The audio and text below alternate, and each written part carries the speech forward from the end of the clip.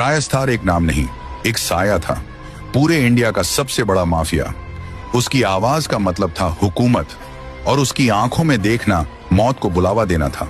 वो जो कहता वही कानून बन जाता। रेस्टार जब अपनी गाड़ी में निकलता तो ऐसा लगता जैसे कोई तूफान शहर को चीरता निकल गया हो। इंडिया में तो उसके दुश्मन पहले से थे, अब वो दूसरे मुल्कों में भी नफरत की लिस्ट में सबसे ऊपर था। और वहीं से उठ खड़ा हुआ उसका सबसे बड़ा दुश्मन, ब्लैक 444, एक ऐसा शख्स जो सिर्फ खून में यकीन करता था, और अब उसने फैसला कर लिया था रायस्तार को खत्म करने का। ब्लैक 444 अपनी फौज तैयार कर रहा था। देश विदेश के बड़े बड़े डॉन उसकी गैंग में शामिल हो रहे थे, लेकिन रायस्तार नर को हर हरकत की खबर थी। वो कोई आम माफिया नहीं था, वो तो आग से खेलता था।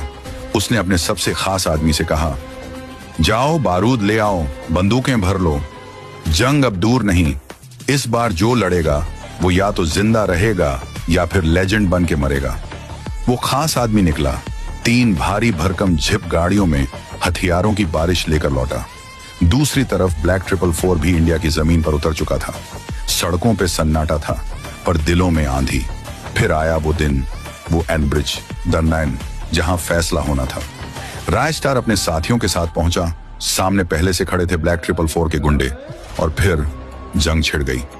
गोलियों की बौछार, बारूद का तूफान, हर तरफ धुआं था, चीखें, आग, और सिर्फ एक नाम, रेस्टार। जब धुआं छटा, मैदान में सिर्फ खून था और गुंडों की लाशें।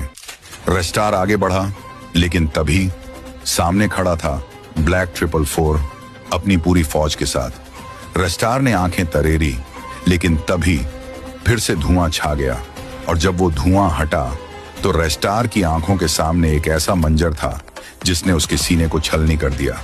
पार्ट 2।